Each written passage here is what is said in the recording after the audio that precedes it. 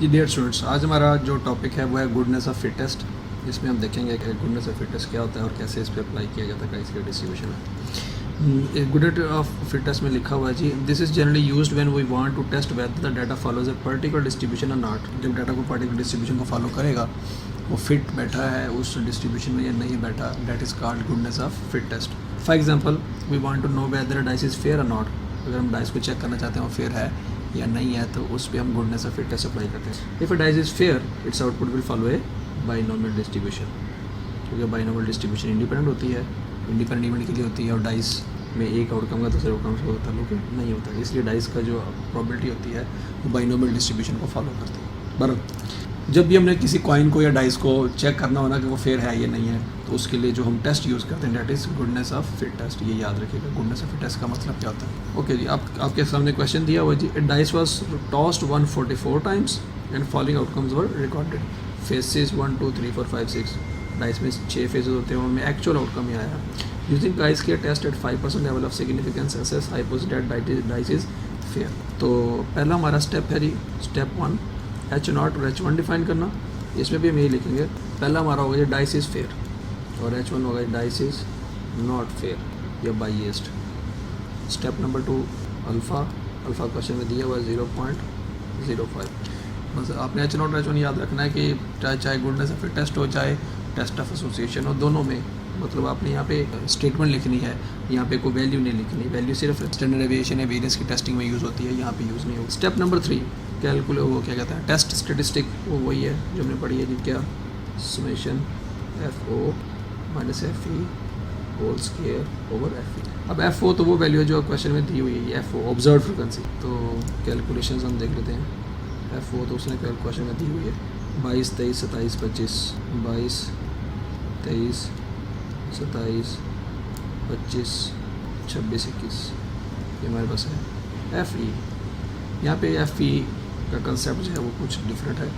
FE का मतलब expected value. अब ज़रा याद रखिएगा, अगर एक आपने हासिल करना है 144 दफ़ा, तो अगर तो डाइस फेयर है तो हर आउटकम के आने की प्रोबेबिलिटी सेम होती है। 1 के आने की प्रोबेबिलिटी भी सेम होगी, 2 के आने की प्रोबेबिलिटी भी, 3 के आने की प्रोबेबिलिटी भी, 4 के आने की प्रोबेबिलिटी भी और 6 के आने, सब की प्रोबेबिलिटी सेम है अगर वो डाइस फेयर है। अगर डाइस फेयर नहीं है तो सबकी प्रोबेबिलिटी आपस में सेम नहीं होगी, क्योंकि कोई ज़्यादा दफ़ा आएगा, कोई कम दफ़ा आएगा। अच्छा जी, हमें पता है कि अगर डाइस रोल करें तो 1 के आने की प्रोबेबिलिटी होती है 1/6, 2 के आने की प्रोबेबिलिटी भी है 1/6, 3 के आने की प्रोबेबिलिटी भी है 1/6, 4 के, हर किसी के आने की प्रोबेबिलिटी 1/6 है। और अगर हमने उस डाइस को 144 दफ़ा रोल किया है और एक के आने की प्रोबेबिलिटी 1/6 थी, तो 144 दफ़ा रोल करने में एक आएगा कितनी दफ़ा, 24 दफ़ा आएगा। इसी तरह से 2 भी 1/6 इंटू 144, 144 में से अगर हमने 2 चाहते हैं तो वो भी 24 दफ़ा, मतलब 1 और 2 के आने की प्रोबेबिलिटी मतलब फ्रीक्वेंसी सेम होनी चाहिए। अगर डाइस फेयर है वो भी 24 दफ़ा आएगा, वो भी 24 दफ़ा आएगा। इसी तरह से 3 भी 1/6 144 24 दफ़ा आना चाहिए। हर कोई थ्योरेटिकली मतलब आइडियली प्रोबेबिलिटी का कंसेप्ट अगर हम अप्लाई करें तो वो आना चाहिए कितनी दफ़ा, 24 दफ़ा आना चाहिए। अगर सबको 24 जमा करेंगे तो 144 टोटल हमारा आंसर आ जाएगा। तो दिस इज़ एक्सपेक्टेड फ्रीक्वेंसी। अब आपको एक्सपेक्टेड वैल्यू का फार्मूला याद होना चाहिए। मैंने आपको बाइनोमियल डिस्ट्रीब्यूशन में पढ़ाया था N क्रॉस P। तो N को P से मल्टीप्लाई कर दे तब भी हमारा आंसर आ जाता है। ये बेसिकली P है और ये N है, इन दोनों को मल्टीप्लाई किया तो एक्सपेक्टेड वैल्यू आ गई। तो एक्सपेक्टेड वैल्यू फाइंड करने का एक फार्मूला ये भी है, ठीक है जी, आपने ये अच्छी तरह से याद रखना है। तो यहाँ में FE सब का मतलब अगर सब वैल्यू सेम है तो सब 24 आने चाहिए थे। अब FO minus FE whole square over FE, मैंने आपको तरीका बताया था पिछले लेक्चर में कि हम इकट्ठा डायरेक्ट निकाल सकते हैं, वो हम कैलकुलेट करते हैं। FO है जी 22 माइनस 24 स्क्वायर डिवाइडेड बाय 24, 1/6 आता है। दूसरा 23 है, 23 माइनस 24 1/24। 27 है, 23 की जगह 27 कर देते हैं, 3/8, 25 1/24, 26 सब बाकी सेम है, 1/6, 21, 3/8। इसको हम जमा करना चाहे वो भी कर सकते हैं। वैसे 1/6 2 है तो 2 इंटू 1/6 प्लस 1/24 भी 2 है, 2 इंटू 1/24 प्लस 3/8 भी 2 है, 2 इंटू 3/8 तो टोटल हो गया टोटल 6 7/6 या तो 1.667 आ जाएगा हमारा आंसर।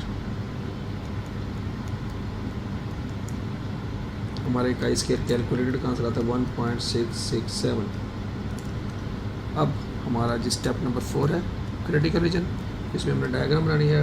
डायग्राम याद रखिएगा, हायर टेल टेस्ट लगेगा यहाँ पे भी, सारे का सारा बेस का एक तरफ ट्रांसफ़र है, का स्केयर यहाँ पे अल्फ़ा ही आएगा, लेकिन यहाँ पे डिग्री ऑफ फ्रीडम भी आएगी, का स्केयर 0.05।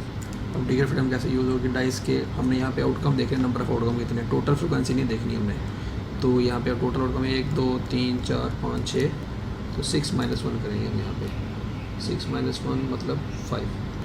अब हम टेबल में जाते हैं, 5 के सामने 0.05 में हमने वैल्यू देखनी है, तो 0.05 ये लिखा हुआ है, 5 ये लिखा हुआ है, तो 5 के सामने 0.05 में वैल्यू होती है 11.07, तो 11.07 ये S9 की वैल्यू है, मतलब काई स्केयर अल्फ़ा इंटू n-1 जो टेबल से अपनी वैल्यू लिखा दी, लेटेड इज 11.07।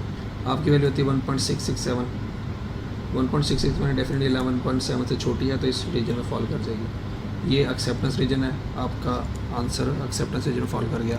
तो स्टेप 5 कंक्लूजन है। कंक्लूजन में क्या लिखेंगे जी, as calculated value falls in acceptance region, hence we may say that H0 is accepted। H0 accepted हो गया, तो H0 अगर accept हो गया तो dice is fair, dice is fair. ठीक है जी, तो ये हमारा तरीका है सवाल को गुडनेस ऑफ फिट टेस्ट को सॉल्व करने का। तो इसमें आपने याद रखिएगा कि इसमें एक्सपेक्टेड वैल्यू का फार्मूला कुछ और है, और टेस्ट ऑफ इंडिपेंडेंस में एक्सपेक्टेड वैल्यू को फाइंड करने का फार्मूला कुछ और है, तो इसको अपने अच्छी तरह से याद रखना है। थैंक यू जी, अल्लाह हाफिज़।